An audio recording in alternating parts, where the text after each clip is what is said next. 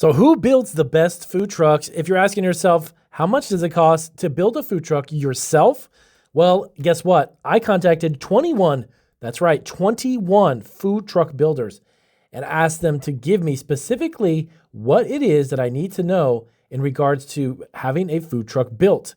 They gave me 18 specific things that you need to be aware of when approaching a food truck builder, whether you're retrofitting a used one or buying something new. I'm gonna go through these 18 things. You wanna sit back, relax, take some notes, because before you launch your food truck, you definitely wanna know what they told me. Let's dive into it right now. The Food Truck Freaks, we are all about food truck entrepreneurship. It is Damian, Roberti. You definitely want to hit the subscribe button. If you are not subscribed, because we have tons of useful information, tips, tricks, and pointers for food truck entrepreneurs, whether you are a beginner, a startup, or a veteran, there's always something new to learn to give you an advantage. And that is what we bring to you in resources like these videos. So I'm going to go from number 18 down to number 1. These are specific pointers that I accumulated across the country from California, Florida, New York, Texas, and several other states. I reached out and actually called and spoke with some builders and kind of picked their brains as to what exactly should a food truck build. Ask questions if you're building one or retrofitting a used one. So let's get right into it. Number 18, they told me financing and costs. You need to know your budget. Builders say many clients underestimate costs. Here's what they said.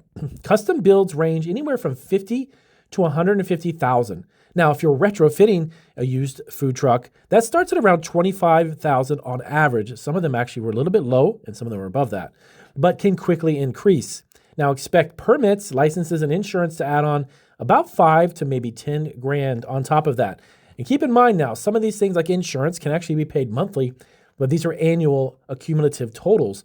So between $5,000 to $10,000. Now, of course, as I said, I spoke to some people in California where it's considerably higher actually than in places like Georgia or Florida. So keep that in mind as well. Number 17, the next one up, flooring. The wrong type of flooring can be a nightmare, and here's why. Cheap floors warp, crack, get slippery when they're wet, which actually happens quite frequently, they had mentioned, leading to safety violations. Use non-slip, commercial-grade rubber flooring. You also want to ensure proper drainage for easy cleaning at night when you're done with the day. That was something they mentioned quite frequently. The next one up, I heard more so from the East Coast people I interviewed than people in the West Coast. But number 16 was fuel efficiency and weight. Don't get stuck. You got to keep this in mind. Heavy food trucks burn more fuel and struggle on hills. So aluminum bodies are lighter than steel. Distribute weight evenly to avoid tipping issues on any trucks. If you happen to be in an area that's San Francisco, for instance, which there's a lot of hills, you need to be aware of things like that. And sometimes people don't think about that.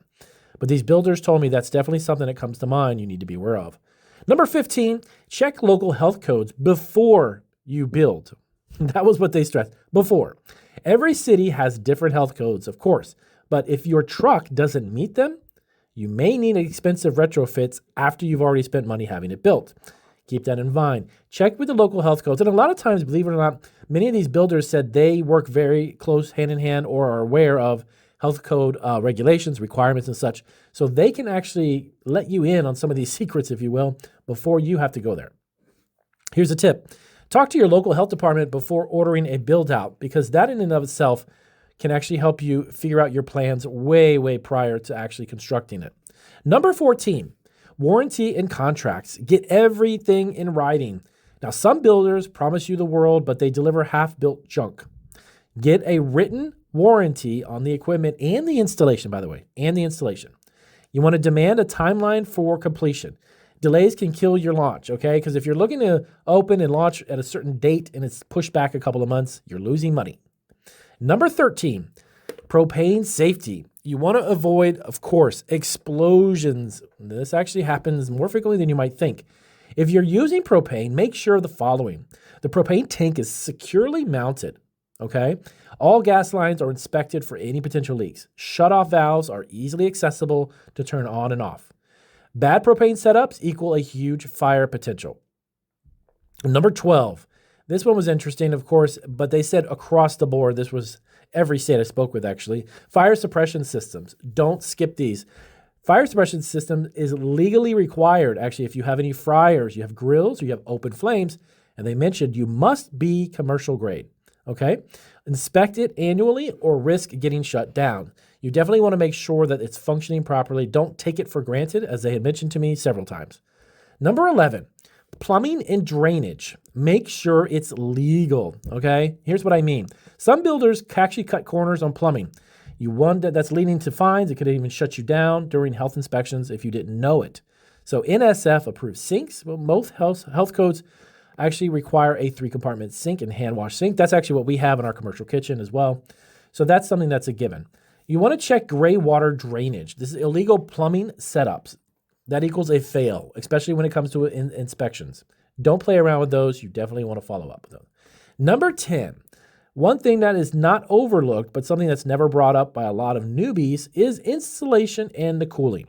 Your employees will thank you because you want to create an environment that's somewhat comfortable. I mean, you've got people working for you. It doesn't need to be like you're in 300-degree temperature inside of a cooker all day long.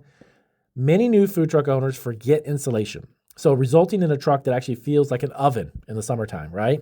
And this is what they came from a lot from the California builders, what they had mentioned in regards to this, because the heat out there can be extreme. Now, install high-temperature insulation in the walls and the ceiling. Use vented AC or rooftop AC units to keep cool during the hot season. Number 9, use food trucks. Well, should you get a used one? Well, get these things inspected. If buying used, pay a mechanic to check it. That would be brakes. Food trucks are heavy and they need strong brakes. Make sure they're functioning properly. Transmission, expensive to replace. Axle strength. If it's too weak, you'll have weight problems. Leaks and electrical issues. These are things that came up dramatically when we discussed the used aspect of a food truck. They told me the pro tip, ask for a maintenance record. So anytime you're purchasing a used one, right, from anyone, ask to see if they have some type of maintenance record history on it, okay? Almost like a Carfax for food trucks. Number 8, water tanks. Bigger is better. Many of them, if not all, actually mention this. Many builders say customers underestimate how much water they're actually used, so it's always better to be bigger. Minimum 30-gallon freshwater tank, 50-gallon waste tank. Must be larger, of course, than a freshwater by law in most states, actually, what they mentioned. Number 7, ventilation and hood systems. Do not cheap out. A weak hood fan will make your truck an oven on the inside. Very similar to the insulation, by the way. Leading to overheating and equipment failure. Minimum of 6-foot hood and fryer grills. Exhaust fans should match your cooking volume. Ensure your fire suppression system meets your local health codes annually, too. We're getting to number 1, guys. So number 6, ask about electrical load capacity. This is something very important, especially if you've got multiple units of equipment inside and potentially down the road something that you may add, okay? If your truck's wiring can't handle the power load, you'll be dealing with constant tripped circuits, okay? So make sure your truck has a minimum of 50 amp electrical panel. Get a licensed electrician to inspect the build after or before or in conjunction with the build out. Number 5, layout matters more than it looks. So a fancy looking food truck is useless if your workflow isn't efficient. Builders actually say, listen, design for a smooth custom to kitchen flow, okay? You want to make sure you keep hot and cold stations separate, allow space for multiple employees to move comfortably. Number 4, do not undersize your generator. The number 1 rookie mistake is choosing a weak generator that can't power all of your equipment. Now, most food trucks need at least 7,500 watts to 10,000 watts. And of course, that's an average, but keep that in mind. Diesel generators are quieter and last longer than gas ones. That's something people don't know about as well. Invest in an inverter generator for fuel efficiency. Number 3, the hidden rust trick that could cost you thousands. This was an interesting one. I personally was not aware of that.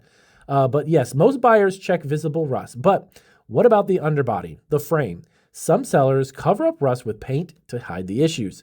Pro tip, tap the metal with a screwdriver. If it sounds hollow or flakes off, walk away immediately way down the road. Leave it alone. Number 2, diesel versus gas. Well, what's best for a food truck? Diesel trucks last longer and can handle heavy loads better, but cost more to repair. Gas trucks are cheaper to fix, but they do also wear out faster. Now, builders recommend if you're doing long distance events, go diesel. So if you're mostly local, gas should be sufficient. The number 1, out of the 21 food truck builders that I interviewed on the phone from East to West Coast, never buy a truck before talking to a builder, okay? Buying a truck before getting expert advice is a huge mistake.